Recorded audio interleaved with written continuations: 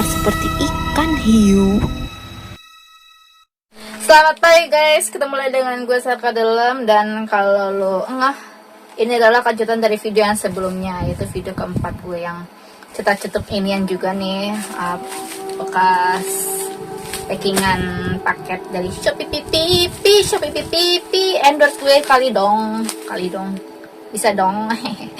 Nah, dan sekarang itu adalah video yang kelima, dan seperti biasa gue udah ada stopwatch di laptop gue gitu kan.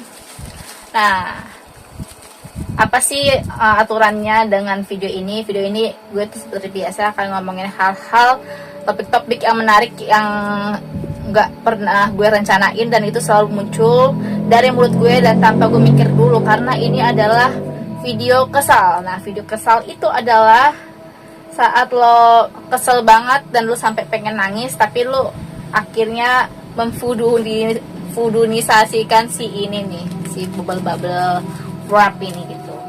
Oke, kita mulai aja ya guys.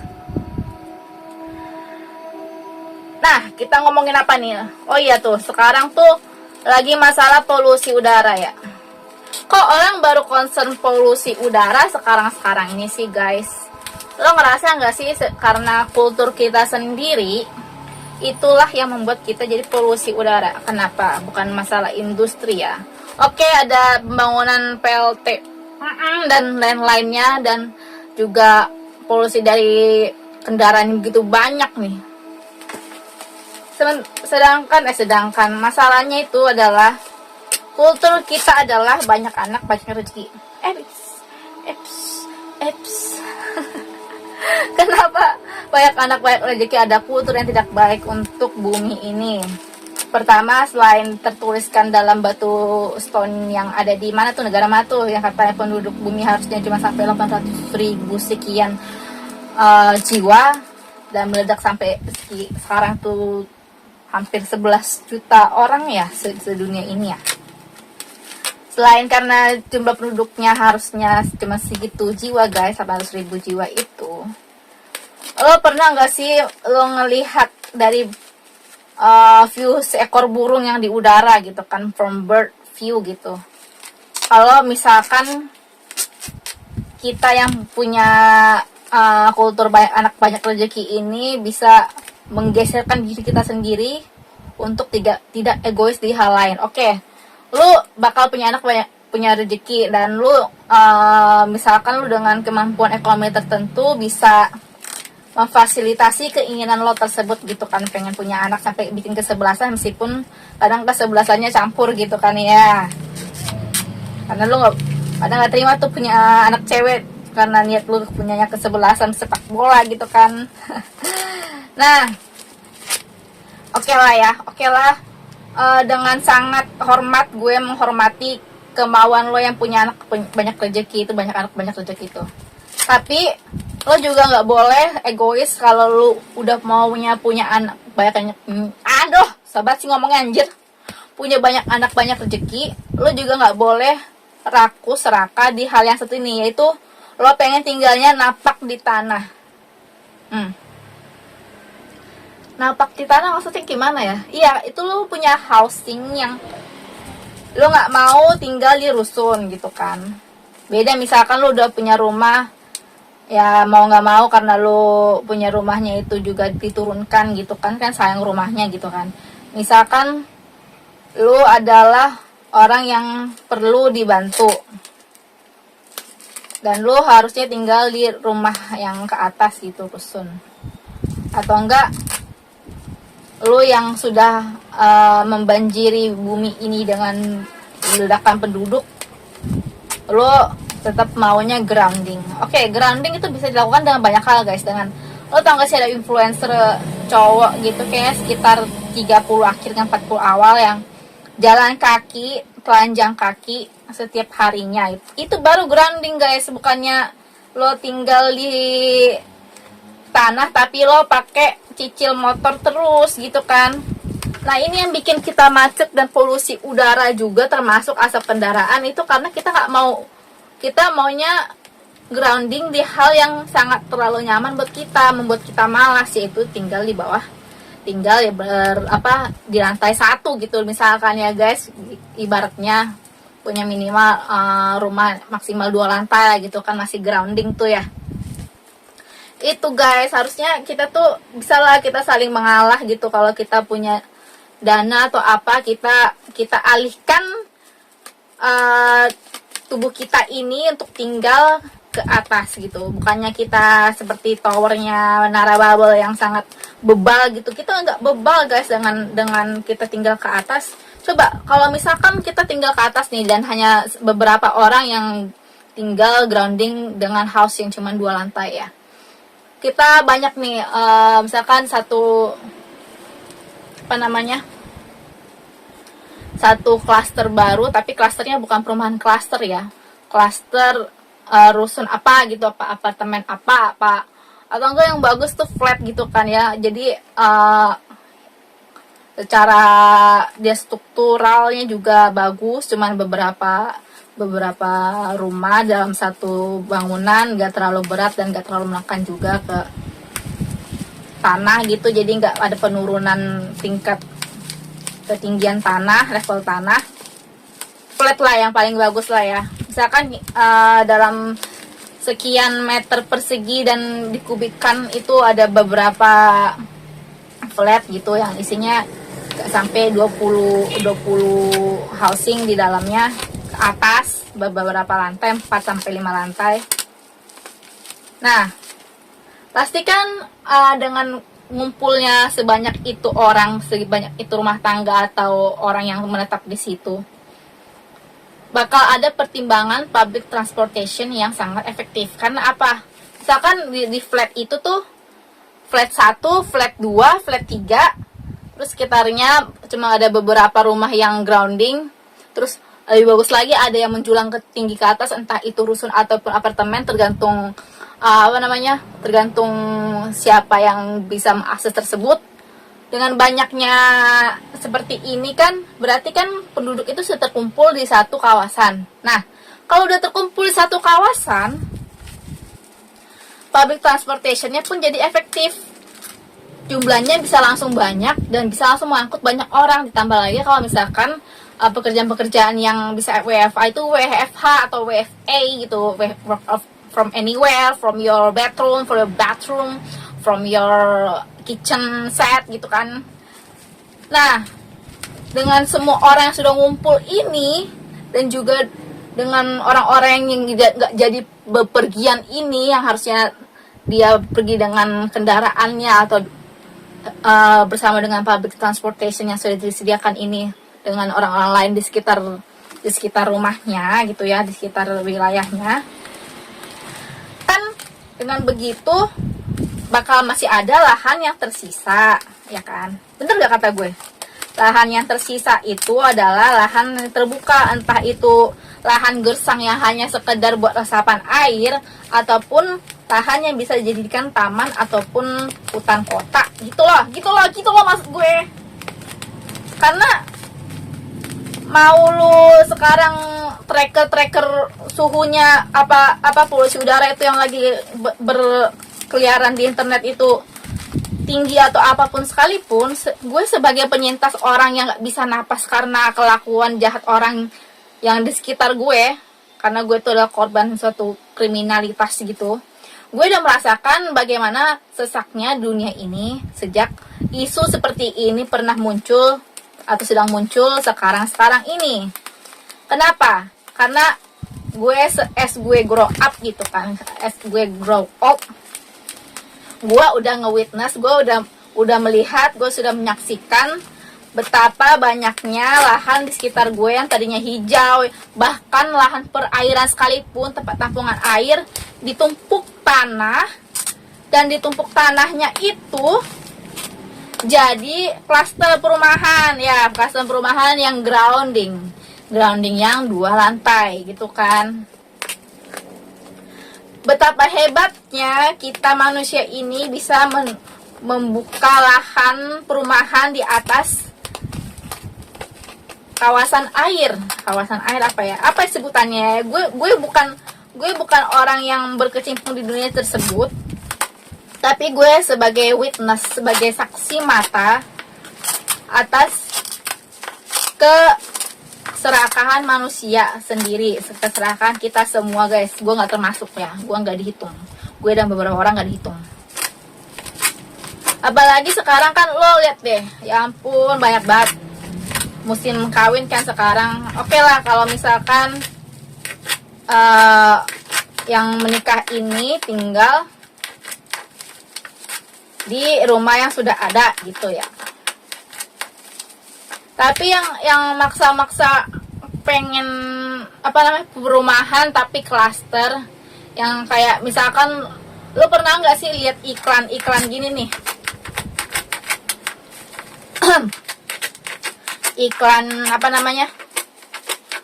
sih namanya? Oh ya, iklan perumahan gitu klaster, misalkan sekian menit dari Jakarta, tapi ternyata dia ada di mana gitu kan ya, udah 45 km. Lu bayangin 45 km rumah-rumah kecil, mau nggak mau lu harus punya motor gempor ya kan. Lu menjauh dari pusat kehidupan gitu.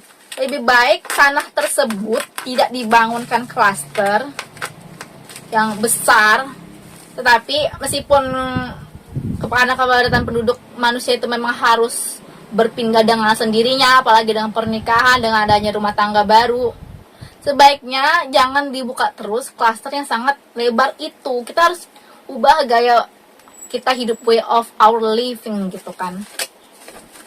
Kenapa sih nggak ada yang bangun klaster yang kayak flat yang gue maksud gitu, yang ya maksimal 20 pintu lah ya, 20 pintu, bukan 20 pintu kayak kontrakan gitu guys ya, kayak rumah tapi di satu kawasan menjulang ke atas 4 sampai 5 lantai gitu. Yang sangat sustainable dengan kehidupan alam dan kehidupan bermasyarakat gitu kan.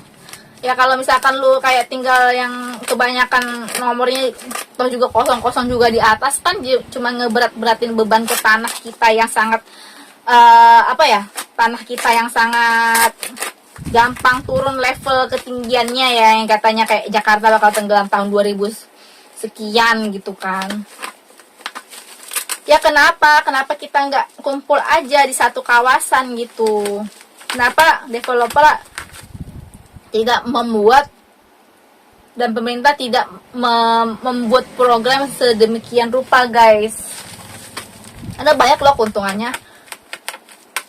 Coba awalnya misalkan kita rumahnya jauh-jauh nih, jauh-jauh, terus public transportation hanya bisa ditempuh melalui jalan-jalan tertentu. Kita harus kayak jalan beberapa kilo, berapa ratus meter ke titik jemput public transportation tersebut. Ya mau nggak mau kita harus punya kendaraan gak sih? Kalau misalkan kita tiap hari ya niatnya bukan untuk olahraga, kita jalan kaki di saat orang lain juga membuat polusi udara, gimana kita mau jalan kaki setiap hari seperti itu? Itu. Jadi fairnya itu kalau misalkan kita udah ngumpul di satu kawasan dan ada juga kumpulan-kumpulan lain, flat-flat lain, kita nggak perlu jalan terlalu banyak ke titik jemput public transportation tersebut yang kita inginkan, entah itu kereta or bis gitu kan, mau apapun itu yang terdekatnya. Kita pun jadi sama-sama seneng gitu, meskipun kita agak sedikit jalan cuman 100-200 meter, kita pun dengan bahagia dan dengan ikhlas berjalan kaki tanpa harus sesak napas. Karena lo sadar gak sih, sepanjang lo kecil tuh kayak, apalagi di gue yang tempat tinggal yang seperti ini ya, gue tinggal di Jakarta dan gue sudah melihat sendiri kayak 1-2 pohon ditebang, bukan karena ditebang ini ya bukan karena ditebang karena udah tua gitu pohonnya, tetapi karena misalkan di rumah tersebut dia ada rumah tangga baru, jadi si yang punya rumah itu membuat kamar baru lagi yang menutup lahan lagi di situ, menutup lapisan tanah yang harus menyerap hujan di situ, yang harusnya di situ ada pohon, jadi kamar kayak gitu. Jadi hal-hal kecil itu juga kita jadinya banjir kan, banjir guys, banjir. Belum lagi yang kayak gue bilang, lahan di atas air pun bisa dibuat perumahan 2 lantai dengan hampir 20 rumah apa tuh yang dekat rumah gue gitu kan. Dan lahan-lahan banjir lainnya pun bisa dibikin juga, lahan lumut pun bisa jadi perumahan. Aduh, bukan cuma lahan-lahan yang bagus yang niatnya sekedar dibuka aja gitu guys, tapi juga lahan-lahan seperti itu, lahan gambut, lahan yang di atas air tuh juga jadi perumahan. Jadi coba bahaya nggak sih? Pertama, bahayanya yang di atas air pasti jadi banjir kan. Kalau misalkan kali nggak sering-sering dikeruk dan itu juga airnya juga jadi tertolak, coba berapa meter kubik air yang harusnya bisa berdiam diri di lingkungan tersebut gitu, di lingkungan yang tadi udah jadi tembok rumah ini. Berapa kubik air di situ kan, berapa apalah satuannya kalau udah segede itu yang bisa dibilangnya. Duh, gue nggak pintar soal kayak gitu. Jadi yang kedua tuh yang rumahnya yang klaster yang di atas lahan gambut kayak gitu.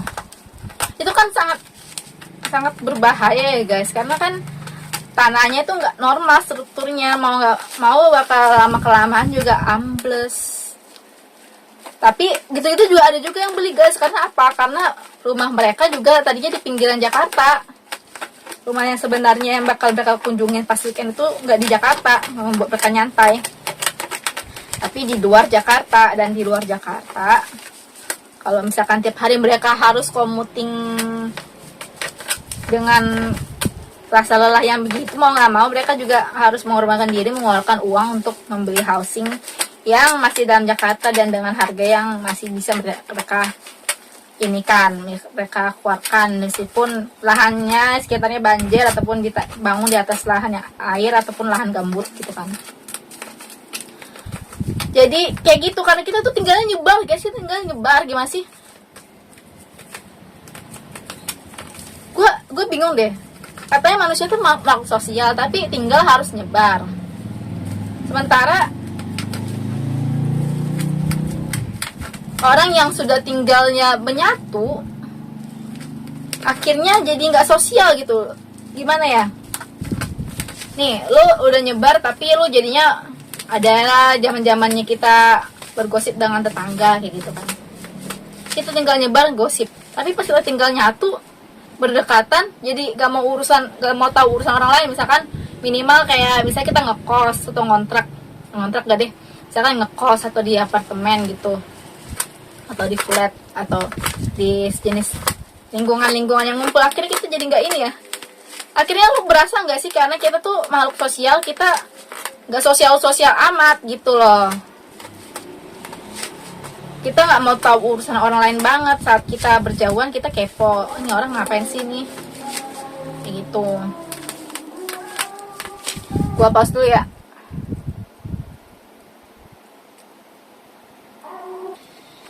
Oke, lanjut lagi ya. Bentar gue play dulu nih. Waduh, udah 18 menit guys, gak berasa. Nah, kita nggak usah nyebar deh, hidup deh, kita ngumpul aja gitu kan. Karena ketika lu ngumpul, akhirnya suara-suara yang pengen lu denger itu, sebuah gosipan yang lu pengen denger dari kiri kanan dan depan belakang lo, bakal lu sering lu denger setiap harinya, kiri kanan dan juga atas bawah lo gitu kan. Dan akhirnya kita pun bisa merespek satu sama lain gitu. Saat kita punya komunitas, kita benar-benar sangat 100% untuk peduli dengan orang lain. Dan ketika kita pulang ke rumah, kita bisa dengan istirahat, dengan leganya, dengan bahagianya menikmati waktu kita hidup, bersantai setelah seharian beraktivitas kayak gitu kan. Beraktivitas anjir loh gitu guys. Jadi buat apa kita nyebar gitu kan, apalagi dengan banyaknya anak dari pernikahan gitu. Karena tadi di awal itu ada beberapa orang yang berprinsip banyak anak banyak rezeki, itu anak-anaknya kembali menikah jadi banyak rumah tangga, dan banyak juga orang yang harus hidup berpisah, nggak harus dengan orang tuanya lagi dan atau mertuanya. Jadinya semua menyebar ya kan. Harusnya misalkan ke daerah tertentu nih udah ada public transportation-nya, tapi karena orang-orang membangun di lahan yang agak masuk ke dalam, Jadi orang yang tadinya di sini masih bisa dengan public transportationnya gitu kan, masih bisa diakses gitu yang dekat-dekat ke jalan ke yang 500 meter masih bisa lah jalan kaki gitu ke titik penjemputannya kalau misalnya nggak punya kendaraan umum, kendaraan pribadi kayak gitu. Sementara yang sudah tinggal jadinya jauh ini rumah tangga baru dan juga orang-orang yang baru pindah ke dalam sana, gimana mau nggak mau harus nyicil motor. Dan itu benar-benar ya, aduh gila. Belum lagi kalau misalkan rumah motornya itu dibuat bising gitu, bukan karena usia motor tersebut, tapi karena dibikin suara-suara yang tidak menyenangkan. Aduh, kayak gini nih. Bener kan? Belum lagi yang pagi-pagi suka nge-starter motor, tapi udah bisa sebenarnya itu jalan dengan beberapa menit di starter, tapi sampai setengah jam nggak dimatiin juga itu motornya. Dan dengan ilmu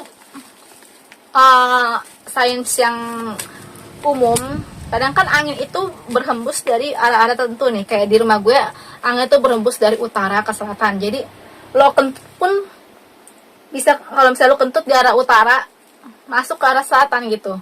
Ada tetangga yang masak yang sangat menyengat gitu dari arah utara, kecium ke rumah gue yang ada di selatan mereka gitu. Termasuk juga orang-orang yang suka nge-starter motor. Nah, jadi polusi udara itu sudah gua rasakan sejak zaman dahulu kala. Sedangkan kenapa masihnya ramenya itu sekarang, kan kayak enggak masuk akal gitu kan. Sementara kita sudah hidup berpolusi udara sejak awal. Jadi gitu guys. Gue kayaknya malas ngelanjut ini deh, soalnya udah remek juga nih karena udah ketiban, jadi banyak yang udah kempes. Yaudah deh, gua bye dulu ya buat saat ini. Aduh, gue capek banget, kering banget mulut gue, anjir, malah semua lagi batuk pilek lagi. Gue harus sehat.